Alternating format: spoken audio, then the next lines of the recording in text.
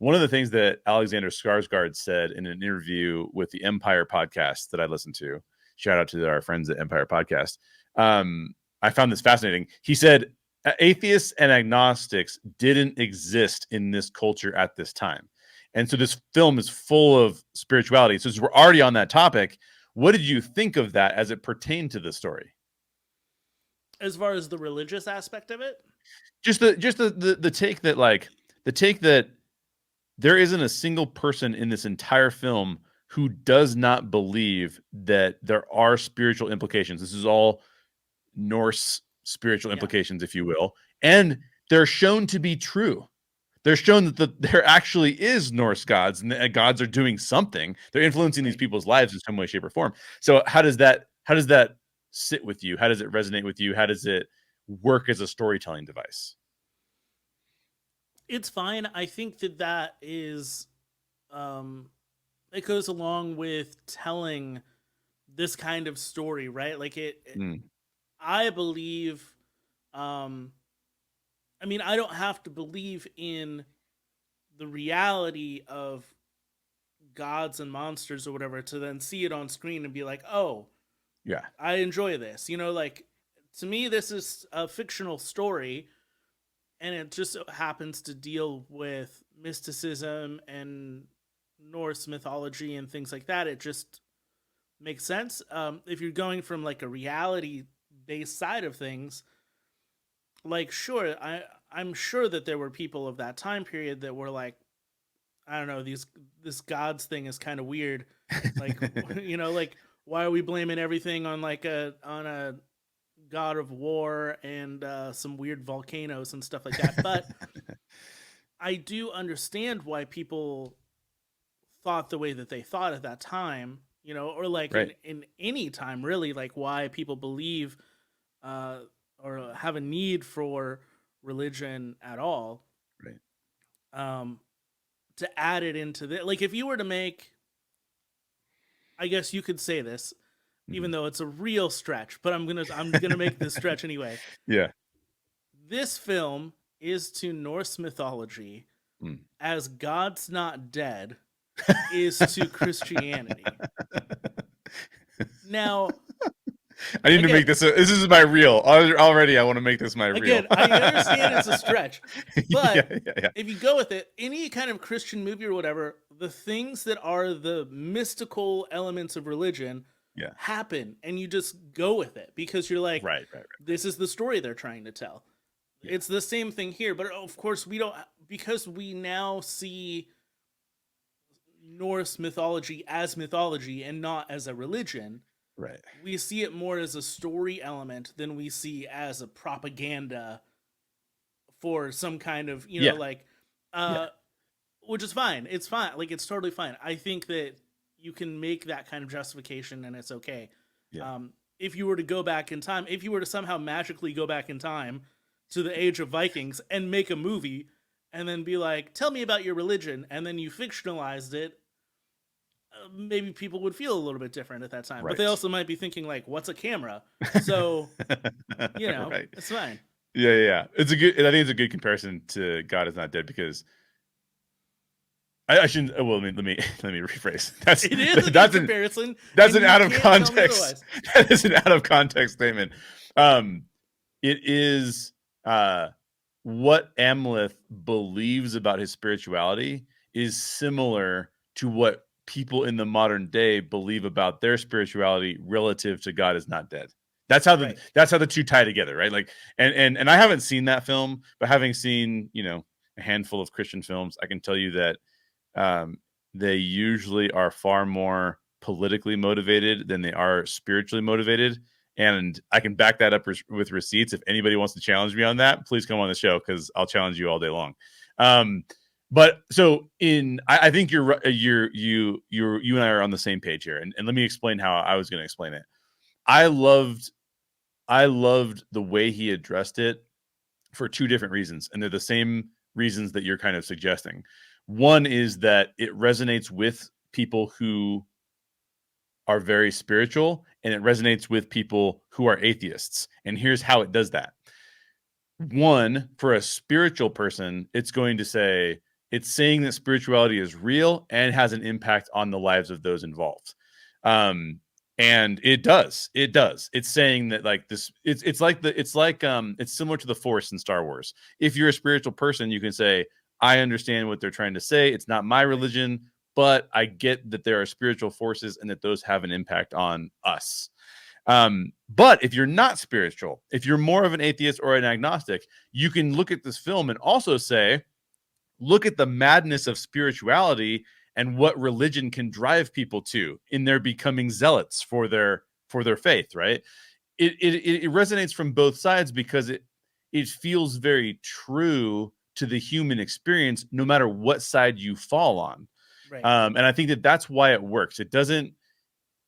The people who are in the film who are spiritual are not without sin, and their view on the spiritual is almost always shown to be untrue, except for that final scene where the Valkyrie actually takes him off, right? That's maybe the only one that doesn't resonate as much, because it's like, oh, the conclusion was he was supposed to do all of these horrific things, as if it could justify a suicide bomber, right? Like it's, and that's where the only scene that probably doesn't work in that regard. But every other scene kind of showcases to you he has a deeply held spiritual belief. He has faith in something. He acts on that faith.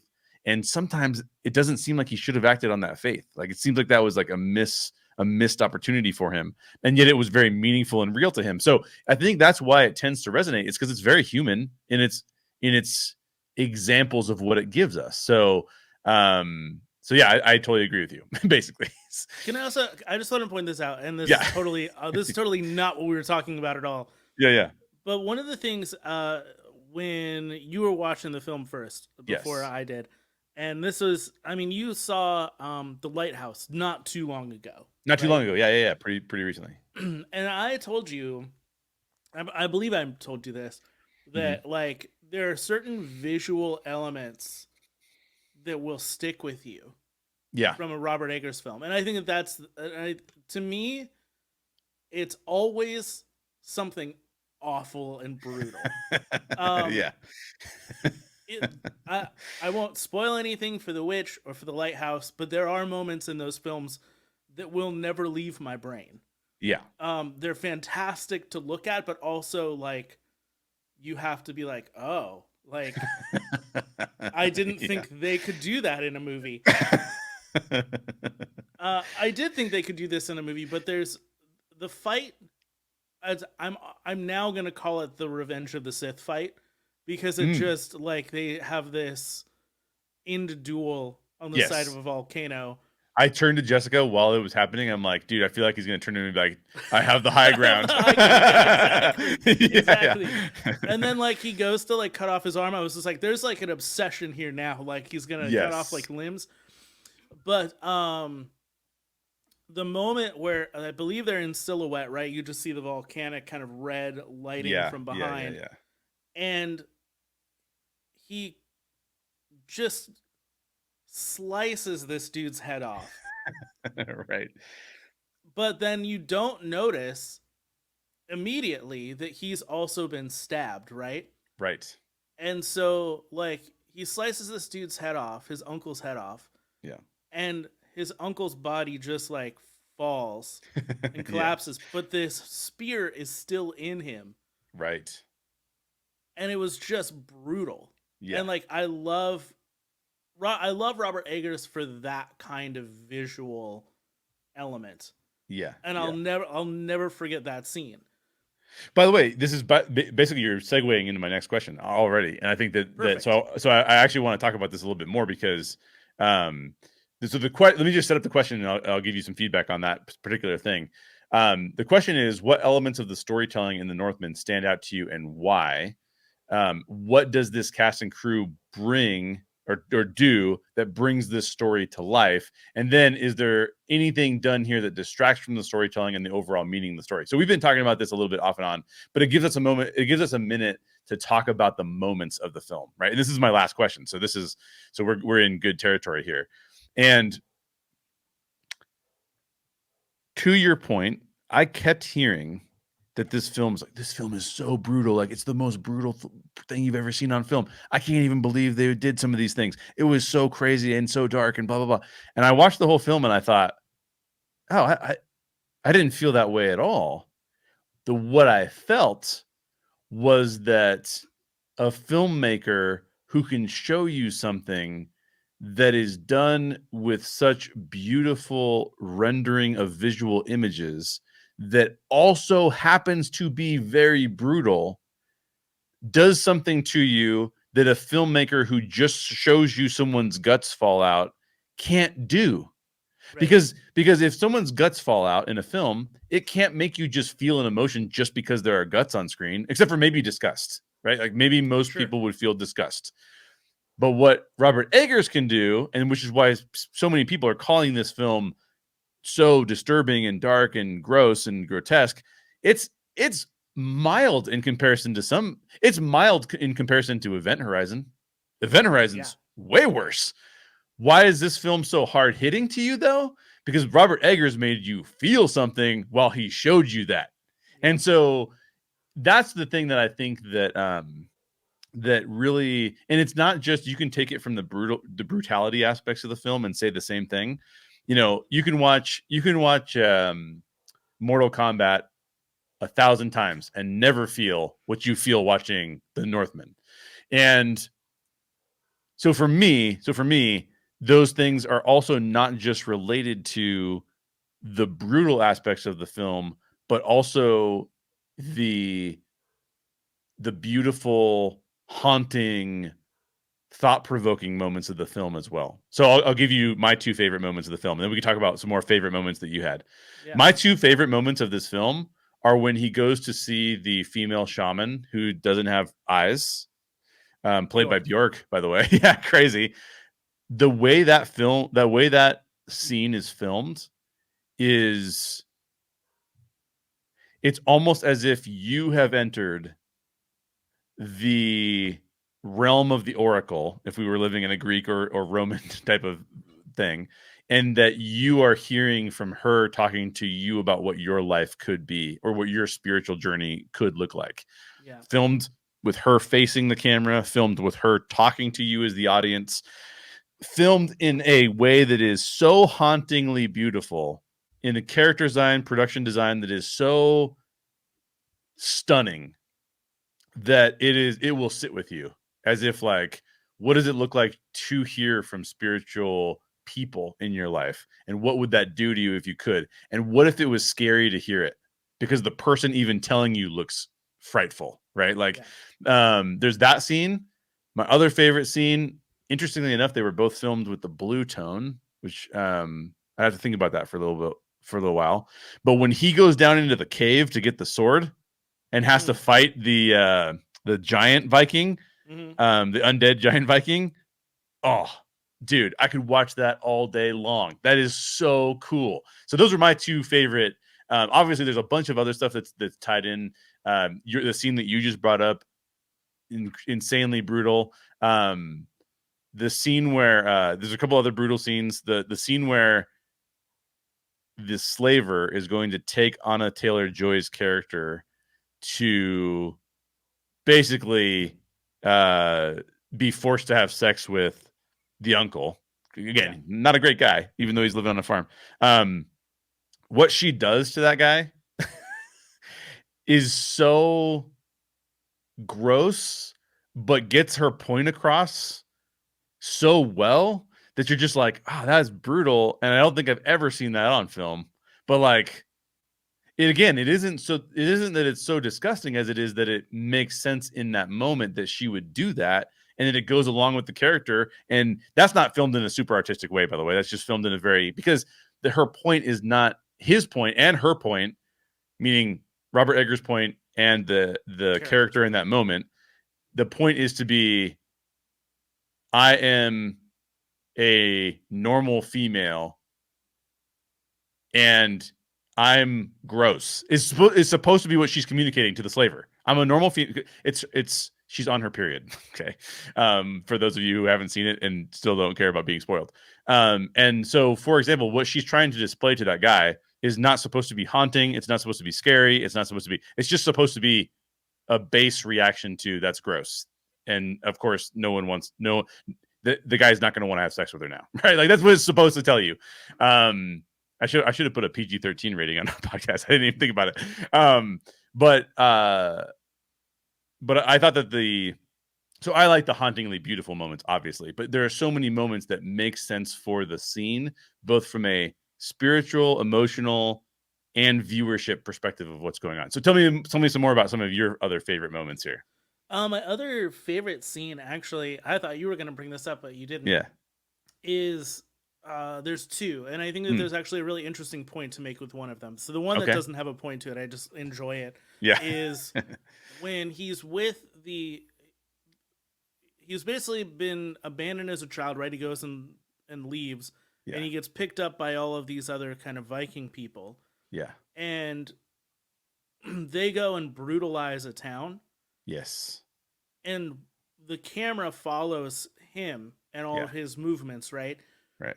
And so you just watch him like cut down people left and right. And it was just cool. Like, it was at that point where you go like, I'm on your side. I get where you're going. Yeah. This guy's cool. Maybe vengeance is cathartic, is the question you ask yourself. Yeah. Yeah. The other thing that will stick out with me for a long time as well, and we didn't even talk about Ethan Hawke, who initially plays like his father, the original king, who's fantastic, who's just having, again, like a resurgence and deserves all kinds of praise for everything he's doing. Yes. But he takes his son, young Hamlet, and they go to they go to Willem Dafoe, right? And they're in this little cave, and they go through this whole ceremonial, like, are you a wolf? Are you a dog? Or, you know, like your animal instincts are there. Yes. And you need to have, they get across this point that in order to be a king, in order to be someone worth anything in this world, that you need to have a sense of your animalistic characteristics. Yeah. And the film continues to have that. He continues to, throughout the entire film, show that he's this wolf type man, that he's, or bear or whatever, right? Like, he's animalistic. And he's not afraid of that side of who he is. Right. And I think there's something honest about that. Yes. But at the same time, something really uncomfortable. Yes. About a man who believes so much that, like, we are animals, which we are all animals, but believing that, like, he's justified in his brutality because of that animal is a bit troubling. And I think that there are a lot of people who also think like that in the real world, and that's a bit unsettling. Yeah, really powerful scene. Again, for some reason, Willem Dafoe is in a Robert Eggers film calling people dogs. And just being crazy. And just being crazy. He does the same thing in The Lighthouse. You didn't go swab the floors, dog. I don't do a good Willem Dafoe as doing whatever impression Willem Dafoe is doing in the moment. Yeah, that was fine. Yeah. But really great scene. And I do think that too, again, Eggers is doing something. I'm really glad you brought this up because I had not thought of this until now, but it resonates with me. In every movie, because even The Witch, based on my understanding of The Witch, there is a talking goat, right? There's a goat that is representative of the devil. Minor spoiler alert, but that's an old film. In The Lighthouse, Willem Dafoe's character treats Robert Pattinson's character as if he's not worthy of being a human until he proves himself worthy, and he is a dog. In this film, again, the bear-wolf combo is what Amleth embraces to do what he's going to do. And I do think that this is something that Eggers is suggesting that is a core question for human beings to consider. are we part of the animal kingdom or are we separate from the animal kingdom as humans? And that, by the way, is going to be a spiritually impacted to some degree answer to the question. Or because you're going to say, no, there's no such thing as spirituality. And therefore, the answer to that question is there is only an animal world and humans are part of it because there is only one type of thing. I think for a lot of spiritual people, they're going to say, well, no, human beings are separate from the animal kingdom for some reason. We were imbued by the creator. We are created differently by the creator. Whatever it is, you're going to come up with a different answer for that question than the atheist or the agnostic may put into it. And I think what Robert Eggers is sort of suggesting here is, isn't it easy for human beings to just act like animals? Isn't it interesting that if we were to act like animals, we feel bad, but what if we're just part of the animal kingdom? Like, it's a quintessential question that human beings have to be asking themselves, because I described you, for example, as a person that I could never see doing the things in this Right. movie as a berserker. So I'm capable of them.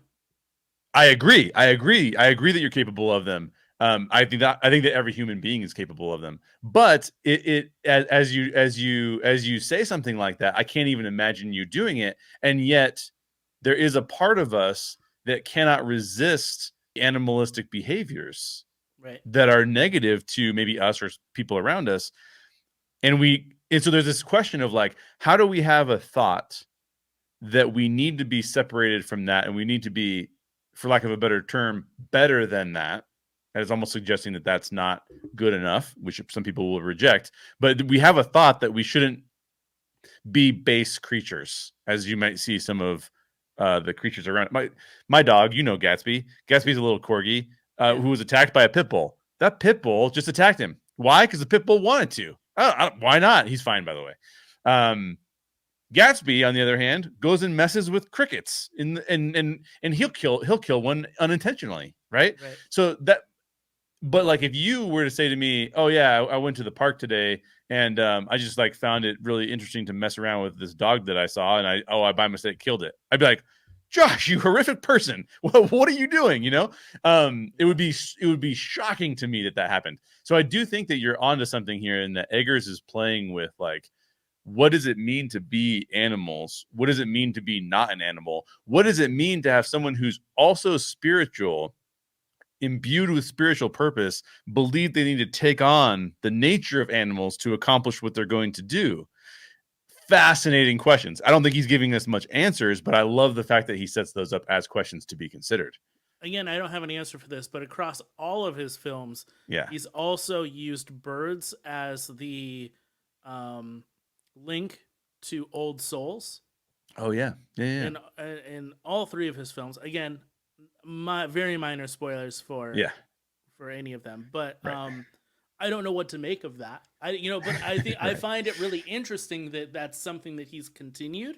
Yeah, and I think it's something that stands out in multiple mythologies. Yes, multiple people from around the world who never met each other. Yeah, believed that birds were capable of holding the souls of the dead. Yeah. Fascinating. Yeah.